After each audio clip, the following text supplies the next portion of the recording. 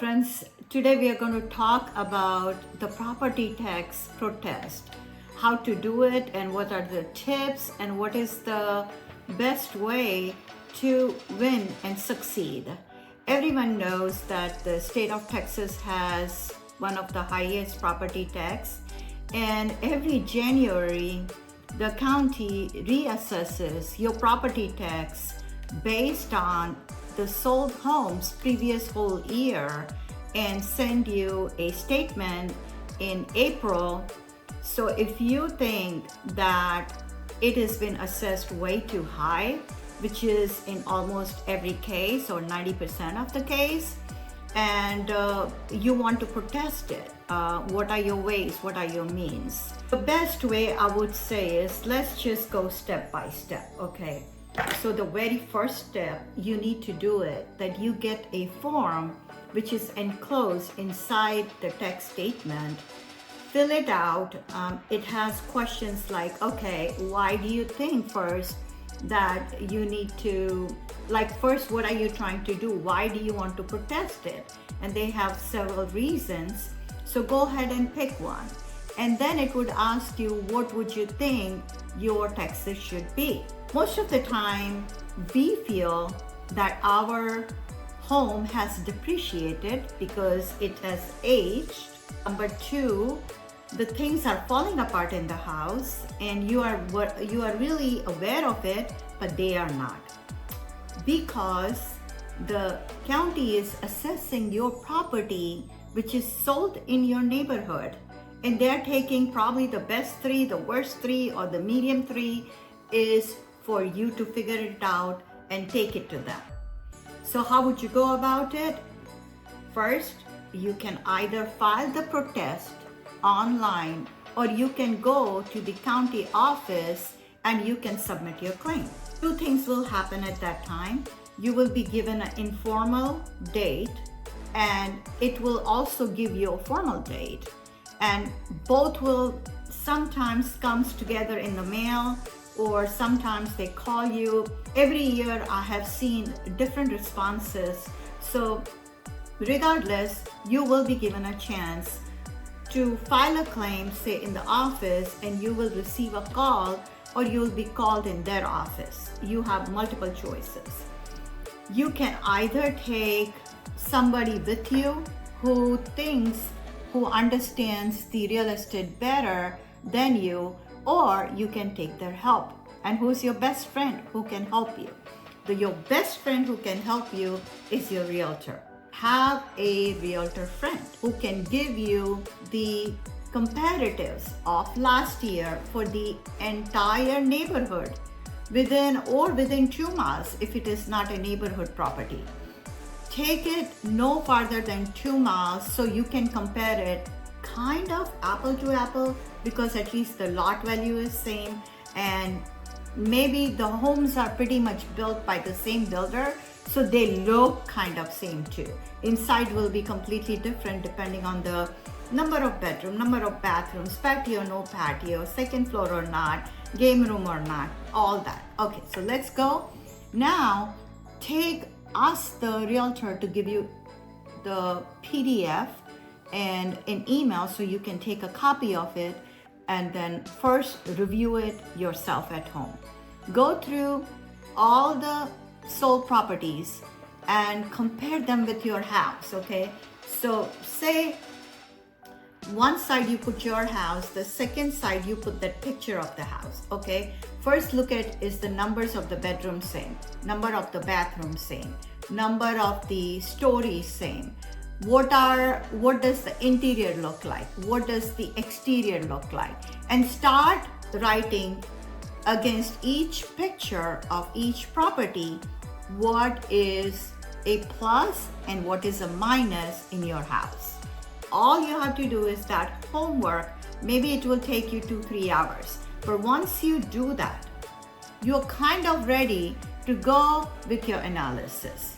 So first thing, when you're called in for a meeting or anything, make sure you have copy for yourself and copy to submit it to their office. If you are doing an online protest, make sure you submit all the papers you think they will need when they call you. So they know what pictures, what are you talking about, and start comparing it. Very interestingly, I will tell you my incident. That first time when I went, which was like 5-6 years ago, to their office, and I got the meeting on the same day. But I had gone prepared. I had taken all my paper being a realtor, and I went inside, and first we started checking what they call is a basic checkup, like a basic technical checkup. If there are any technical error, which is your name, last name, the property, the lot number, the house number, the street number, etc. If it is wrong, automatically the case will be dismissed. Anyway, so second thing is we compared the bedrooms. The bedrooms, number of bedroom were correct. In my case, bathrooms were wrong. So we had to amend that. Also, that I had a patio, and my patio size, what they showed was much too larger. They said that I had 4-car garage, which I had a 3-car garage. So those are called the technical mistakes, and error can significantly impact to assess the value by them. Understand one thing, never go with an attitude. Go with a cool mind. They're human beings also. They like to be addressed with respect. A lot of people I've seen walk in there with as if they are the bad cops, okay, and then start arrogantly talking to them, in a very bad tone. So take that out, make them understand your true picture, talk slowly so that way they can understand. The second major thing you have to do it is check, whatever comments you have written, that, okay, sir, you 123 ABC Drive and my house 456 BCD Drive, they're completely different because they have many upgrades, and that was because maybe they were trying to sell. So they had all the new fixtures. Take a picture of your old fixtures with the gold or brass or dirty looking, some stained, fence, the light fixtures, whatever you have. Your old carpets, which you need to change. Your bathrooms look old. You did not upgrade them with the stones or the new toilets or new sink with the backsplash and all that 9-yard treatment, okay? Write it down, show it to them so they can understand. Yeah, that house sold for $50,000 more because of that. Okay, so cosmetic upgrades means a lot because that can make a difference of, in my case, about $100,000 because somebody else who sold the house had the granite in the best kind of granite. The flooring were marble. All their bathrooms were redone with the shower doors like frameless. I could see the wall treatment treated with the stone wall, which is the most expensive, not the regular painted walls. So things like that, that house, the bathroom had chandeliers, mine had regular fixtures. Start showing it to them so they know you have come prepared, and they appreciate that. Seriously, that person actually said, you have made my job so easy, because they are also made accountable when they reduce the value of the appraisal of a house. They need to explain it and they need to submit it with the proof. So that helps them. Third thing, assess your structural integrity, okay, and the home basics. So what I mean by that, someone needs a foundation repair. Now, all of us know foundation repair can cost, it's really expensive.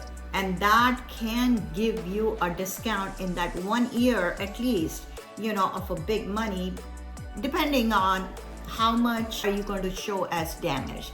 I would really suggest you call a licensed, the structural person, and have the foundation guy draw up the map where all needs to be fixed, how many piers they need to put in it to make it, to raise the foundation and make all 4 sides even. That's all you want, right? And show all the damages which has done in your house. Because of foundation cracks, your garage flooring could have big cracks, and that's going to cost you money to fix it. Your home could have multiple cracks everywhere. That will be like painting. I've seen one of my clients' home with broken flooring tile everywhere. It was so bad. Take a pictures of all those and take it to them.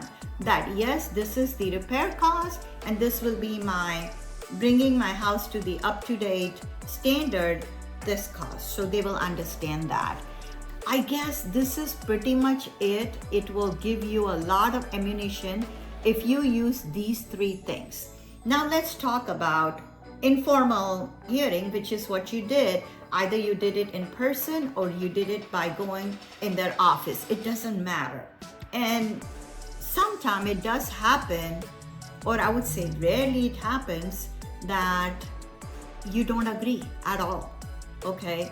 And in a severe case, I have known is one of the neighborhood was going down so much due to their theft and the crime, the percentage and things like that, that the next neighborhood, which was in a gated community and had a 24-hour security, had much less events in that neighborhood, and their price held where the price of this neighborhood, due to being a medium income neighborhood, it had dropped severely, and they would just not agree or come to a term where they should meet.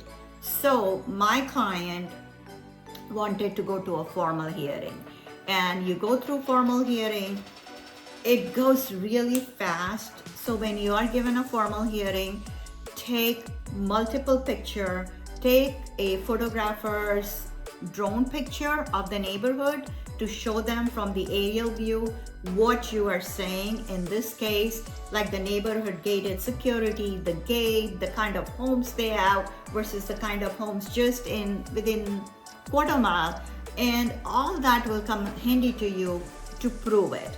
And they will look at first they will let you talk, they will give you the rebuttal. If you have something to say about the rebuttal, make sure and say, sir, I would like to add something. You said that. Make notes of what they're saying as a rebuttal, and then think it through, pause and look, oh, I think this is a misunderstanding. You can clear that misunderstanding. Understand these are human beings. These are good people. They've been put in that position because they have a background of doing a right thing. So they're going to do the right thing, but they would need evidence. They are not there to harass you, so to say, or to make your life miserable. Another thing I'll tell you, they respect the people who protest, because very few percentage of the society takes that up to them and goes to their office and gets the text, protest and everything done themselves. I would say about 15% of the population will take it upon themselves because they feel they're confident about their house. They know better their house than the neighbor's house, so they can talk better and with more education than giving it to an outside company. Another 15% of the population will give it to a company who does for you on your behalf all this which I told you. They will do all the research, they will take it, but the panel of these people who are kind of the inspector, they are not as kind to the company as they would be to you, for the obvious reason, because you live in the house, you know the condition of the house much better than the company does. Company is probably generalizing and they're using the same language or whatever. Some people may have a good experience with that, some people may not. But I have seen 50% of the files which goes outside with the company, they do get the adjustment in your property taxes to lower it. So it's not a bad deal. I would say if you're going to do nothing, it's better to give it to them because they don't charge you fees. Most of these protest companies for your appraisal who help you, they charge whatever they saved, 50% of that. So if they are going to save you in property taxes $1,000, then they will charge you $500. But guess what? Next year, you are in a better position because you are at a lower platform than being on a higher. Because if you're higher, it goes higher, it goes higher, it goes higher every year. Instead, if you were high and someone brought you low, now you are back here and now you're going slowly in an increment of that. So hope I have helped you. And May 15th is the last day for protesting your tax. You can do it online. You can go to the county office. And if you need help, shoot me a question. I'm happy to answer you. I'm happy to run you a comparatives, in state of Texas. So call Sonal Shah. I've helped a lot of people. All my clients who I sell the house or they buy the house, they are my clients for life. And I actually send them letters saying, if you need help, please ask me. So I'm here for everybody to help you. I've educated you enough. You have your friend realtor, go to them, and I'll see you next week. I'm Sonal Shah, by the way. This is my YouTube channel. Subscribe to me so you can see all the new topics coming to you for education purpose twice a week. Thank you, guys.